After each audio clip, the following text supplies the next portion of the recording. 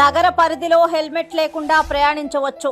Sagar Kumar Jain petition పరిశీలించిన court ఇప్పుడు అన్ని రాష్ట్రాల్లో జరుగుతున్న హెల్మెట్ తనిఖీని కోర్టు తిరస్కరించింది. మున్సిపల్ కార్పొరేషన్ పరిధిలో డ్రైవర్ కు హెల్మెట్ వాడకం తప్పనిసరి కాదు. మీ రక్షణ మీ ఇష్టం.